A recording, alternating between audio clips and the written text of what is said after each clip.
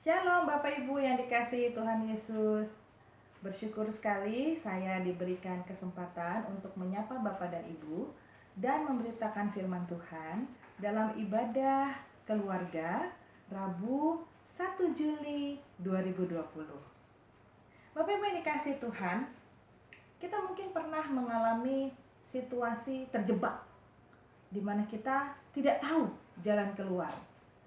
Dalam menghadapi situasi yang terjebak tadi, kita pasti punya perasaan-perasaan marah, takut, sedih, kecewa, dan tidak berdaya.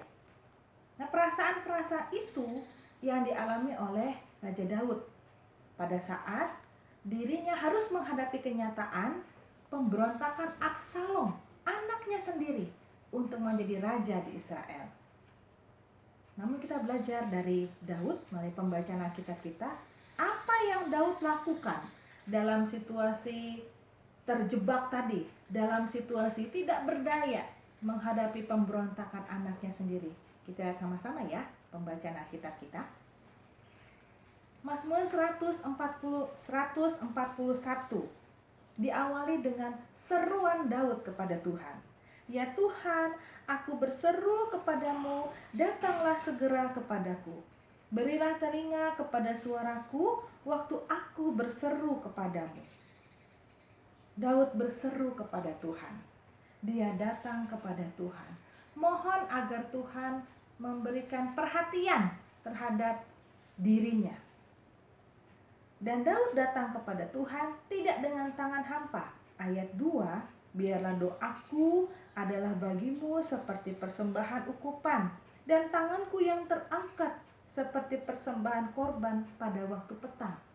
Daud datang membawa dirinya kepada Tuhan sebagai persembahan kepada Tuhan.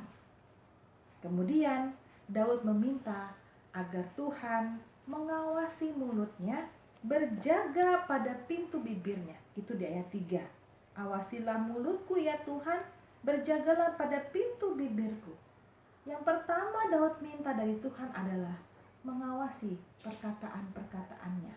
Dan yang kedua, Daud minta kepada Tuhan agar jangan condongkan hatiku kepada yang jahat, untuk melakukan perbuatan-perbuatan yang fasik bersama-sama dengan orang-orang yang melakukan kejahatan, dan jangan aku mengecap sedap-sedapan mereka. Daud tidak mau berniat jahat. Daud tidak mau melakukan perbuatan-perbuatan jahat ataupun menjadi bagian dari perbuatan jahat tersebut. Namun Daud membuka dirinya, ayat 5, agar orang benar memperingatkan, memberikan peringatan, bahkan menghukum dirinya karena kasih. Dia tidak memberikan dirinya untuk menerima bagian yang diberikan orang fasik. Bahkan dia mempunyai sikap, aku terus berdoa menentang kejahatan-kejahatan mereka. Jadi di sini ada sikap iman yang jelas bahwa Daud tidak mau berbuat jahat, tidak mau mengambil bagian dalam kejahatan, bahkan dalam pergumulannya dia terus melawan kejahatan. Ayat 6 dan 7 menggambarkan tentang akhir kehidupan orang-orang fasik, bahwa pada akhirnya mereka akan mengakui perkataan-perkataan Daud adalah perkataan yang menyenangkan, perkataan yang memberkati. Akhir kehidupan orang fasik adalah kesia-siaan, seperti batu yang dibelah dan dihancurkan di tanah. Demikianlah akan berhamburan tulang-tulang mereka di mulut dunia orang mati. Ini akhir kehidupan dari orang-orang yang melakukan kejahatan. Namun di ayat 8, Daud memiliki sikap iman yang jelas. Tetapi kepadamu ya Allah Tuhanku, mataku tertuju. Padamulah aku berlindung, jangan campakkan aku.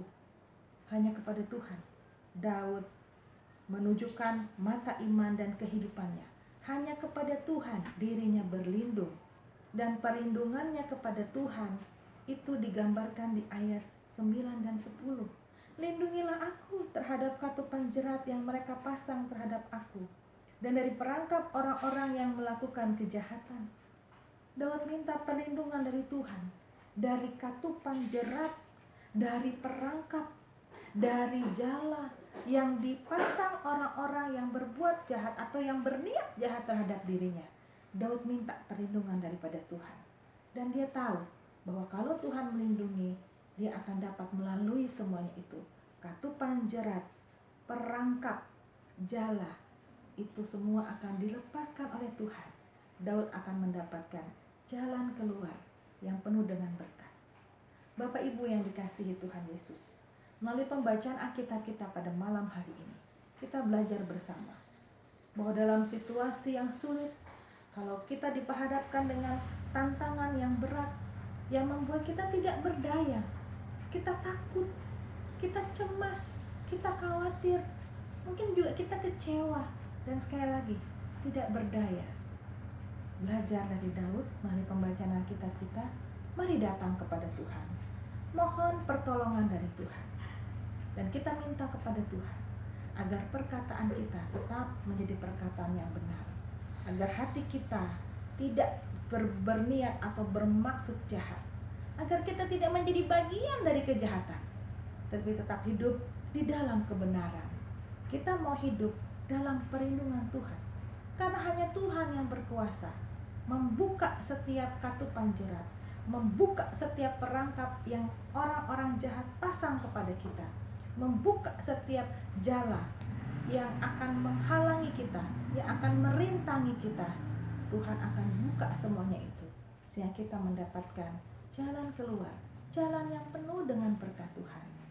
Mari Bapak dan Ibu, jangan biarkan jerat-jerat jahat itu membuat kita tidak berdaya.